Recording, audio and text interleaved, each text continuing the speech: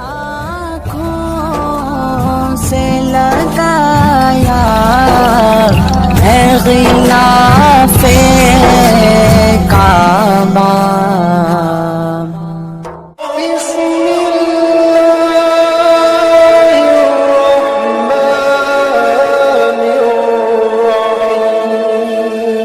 یہ میری خوش قسمتی کہ میں حضور کا امت ساری زندگی اس کا شکریہ ادا کرتا رہوں تو کہ شکر ادا.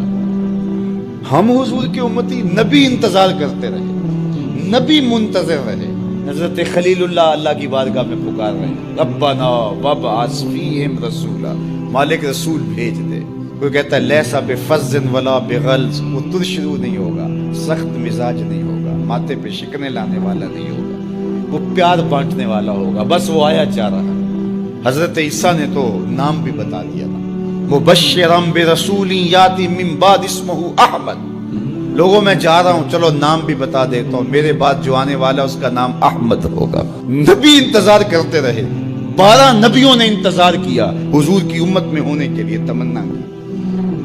نستورہ راہب انتظار کرتا رہا, بحیرہ راہب انتظار کرتا رہا.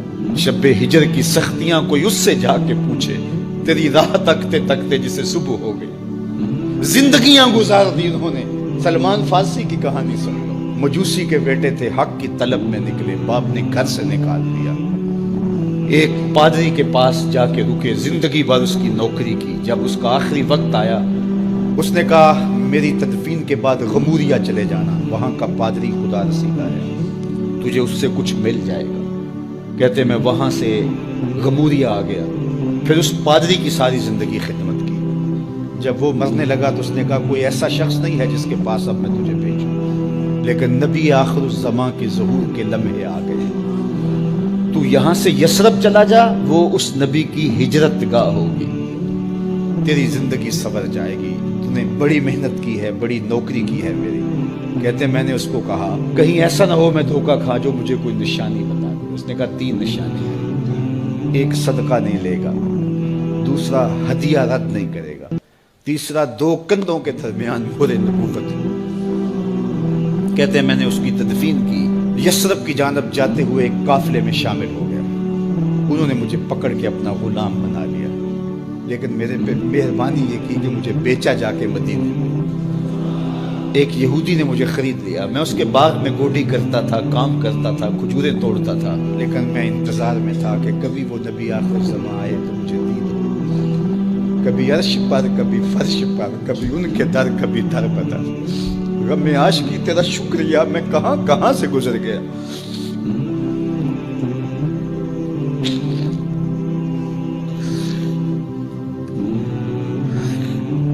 کہتے ہیں ایک دن میں اپنے باغ میں کھجوریں توڑ رہا تھا کہ ہواؤں میں مستی پیدا ہو گئی, اور ہر سمت سے طلع البدر علینا کی صدائیں گونجنے لگی. میں سمجھ گیا کہ وہ لمحے آ گئے. میں نے چھلانگ لگا دی اور دوڑ پڑا.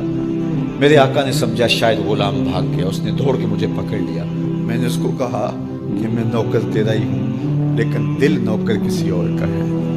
میں بھاگوں گا نہیں, مجھے جانے دے.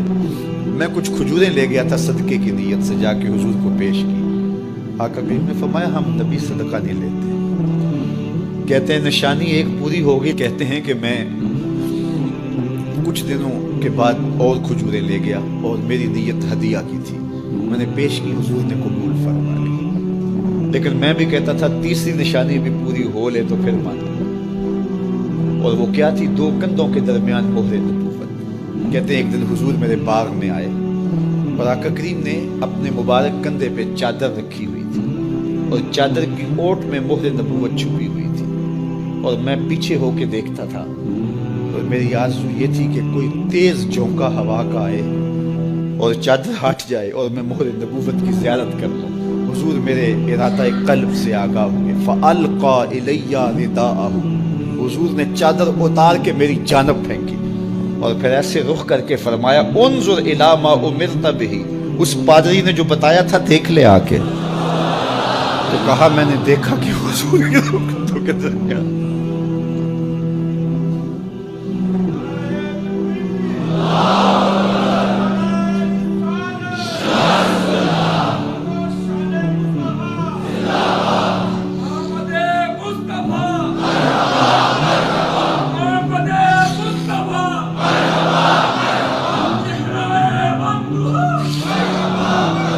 شب ہجر کی سختیاں کوئی اس سے جا کے پوچھے، تیری راہ تکتے تکتے جسے صبح ہو گئی۔ ہم نے تو کوئی انتظار نہیں کیا نا، ہم نے تو کوئی دکھ نہیں سہا، ہم سوئے تھے مقدر جاگ اٹھے۔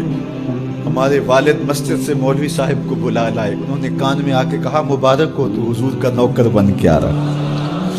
میرے والد گرامی ایک شعر جھوم کے پڑھا کرتے تھے، محمد جانے جانا ہے، پیغمبر ہو تو ایسا ہو، رسولوں کی بشارت سے مبشر ہو تو ایسا ہو، امر توقیر کا سب کو موقر ہو تو ایسا ہو، کیا ہم کو غلام ان کا مقدر ہو تو ایسا ہو۔ میں اپنے مقدر پہ قربان نہ جاؤں، آپ اپنے مقدر پہ نثار نہ جائیں، ہمیں وہ نبی ملا جو نبیوں کا نبی ہے۔ بنو سعد کے مقدر بھی جاگ اٹھے، اللہ اکبر، کیا وہ خوش نصیب وادیاں تھیں، کیا وہ خوش بخت پہاڑ تھے بنو سعد کے، جہاں حضور نے زندگی کے ابتدائی سال گزارے۔ اللہ اکبر۔ حضرت حلیمہ سعدیہ کہتی ہیں جب میں حضور کو گھر لے گئی تو میرے گھر میں روشنیاں آ گئیں۔ باقاعدہ عورتوں نے کہا حلیمہ تو اتنی امیر ہو گئی ہے، رات کو بھی دیا نہیں بجھاتی۔ بڑے امیر کبیر گھرانوں میں بھی رات کو لوگ دیا بجھا دیا کرتے ہیں، لیکن تو اتنی ہی امیر ہو گئی ہے کہ رات کو بھی تیرے گھر کا دیا نہیں بجھتا۔ تو حلیمہ سعدیہ نے کہا آؤ میں تمہیں بتاؤں میرے گھر میں دیا کون سا روشن۔ باقاعدہ ہم جولیوں کو بلایا، پالنے میں حضور تھے، اشارہ کر کے کہا ما کننا نحتاج الی السراج من یوم اخذناہ، جب سے یہ پیارا گھر آیا ہے میں نے سارے دیے توڑ دیے، دیے کی ضرورت نہ مشعل کی حاجت، عجب روشنی تو نے پائی ہے، بڑی تو نے توقیر پائی حلیمہ، بنی تو محمد کی دائی حلیمہ۔ کہا ما کننا نحتاج الی السراج من یوم اخذناہ، جب سے یہ پیارا گھر میں آیا ہے میں نے سارے دیے توڑ دیے۔ جہاں روشنی چاہیے ہوتی ہے حضور کو اٹھا کے اس کمرے میں لے جاتے، وہاں انوار پھیل جاتے ہیں، روشنیاں پھیل جاتی ہیں، کیسے اجالے پھیلے، کیسی روشنیاں پھیلے۔ حلیمہ دا چھپر کھجوری دے تھلے، پوراں وچھالے نوری مسلے، فرش تو عرش تک پہ گئی دہائی، حلیمہ نے لٹ لئی خدا دی خدائی۔ اللہ اکبر۔ وہ سارا دن تو صحراؤں میں گھوم لیتی تھی، اسے جب بھوک لگتی تھی لبوں کو چوم لیتی تھی۔ بخت جاگے حلیمہ سعدیہ کے، حضور ان کے گھر آئے۔ اللہ اکبر۔ جدھر سے گزرتے گئے نور پھیلتا گیا، انوار پھیلتے گئے۔ حضرت سیدہ طیبہ طاہرہ حضرت عائشہ سلام اللہ علیہا فرماتی ہیں کہ میں کچھ سی رہی تھی کہ میرے ہاتھ سے سوئی گر گئی۔ اب حضور کے گھر میں دیے میں جلانے کے لیے تیل بھی نہیں تھا، میں پریشان تھی، سوئی گر گئی، اتنے میں حضور تشریف لائے۔ حضور مسکرائے، کہتی ہے میں نے گمی ہوئی سوئی تلاش کر لی۔ اللہ اکبر۔ تو یہ روشنی تھی، یہ انوار تھے۔ اللہ اکبر۔ اذا ضحک یتلالع فی الجدر، جب حضور مسکراتے تھے سامنے والی دیواروں پہ عکس پڑتا تھا۔ اللہ اکبر۔ جب مسکراتے تھے نور پھیل جاتا تھا۔ اذا تکلم رؤیا کالنور یخرج من بین ثنایا، حضور کے سامنے والے دانتوں میں ہلکا سا فاصلہ تھا، اور جب آقا کریم گفتگو کرتے تھے وہاں سے نور کی کرنیں چھن چھن کے نکلتی تھیں، انوار پھیل جاتے تھے۔ ایسا نوری ماحول، ایسا نورانی چہرہ۔ حضرت ابو ہریرہ بولے کل قمر لیلۃ البدر لم ارى قبلہ ولا بعدہ مثلہ، کیا پوچھتے ہو، 14ویں رات کا چمکتا ہوا چاند تھے میرے حضور۔ پھر کہا نہیں نہیں نہیں، حضور جیسا نہ پہلے دیکھا نہ بعد میں دیکھا۔ حضرت حسان بن ثابت پاس کھڑے تھے، کہا دیکھتے کیسے، کسی ماں نے جنم دیا ہوتا تو دیکھتے۔ خدا نے وہ سچائی پن چھڑیا جدے وچ محمد نو ٹالیا سی، حسینہ جمیلہ دا منہ موڑ دیتا، محمد بنا کے قلم توڑ دیتا۔ مثل او در عالم امکان متصور نیست، حضرت شیخ مجدد کہتے ہیں حضور کی مثل بزم عالم میں ممکن ہی نہیں ہے، ہو ہی نہیں سکتا۔ اور اقبال کا لہجہ بھی دیکھیے، رخ مصطفیٰ ہے وہ آئینہ کہ اب اس سا دوسرا آئینہ نہ کسی کی بزم خیال میں نہ دکان آئینہ ساز میں۔ تو وہ پیکر تراشا، وہ پیکر تراشا، مکھ چند بدرشا شانی ہے، متھے چمک دی لاٹ نورانی ہے، کالی زلف تیک مستانی، مخمور رکھی ہند مد بھریاں، کیسا جمال دیا، کیسا حسن دیا۔ اچھا بریلی کے امام سے بھی پوچھ لیجئے، اللہ اکبر، بلبل نے گل ان کو کہا، قمری نے سروے جاں فضا۔ بلبل کی منتہائے پرواز تو یہی ہے نا، کسی کو پھول کہہ دے۔ بلبل نے گل ان کو کہا، قمری نے سروے جاں فضا۔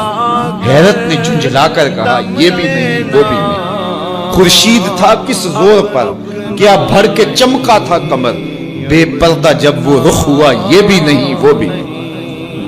وہ حسن دیا، وہ جمال دیا، اللہ نے دم لینا آفاق کے ہر گوشے میں، قرآن سنا کر دم لینا اب رکنا۔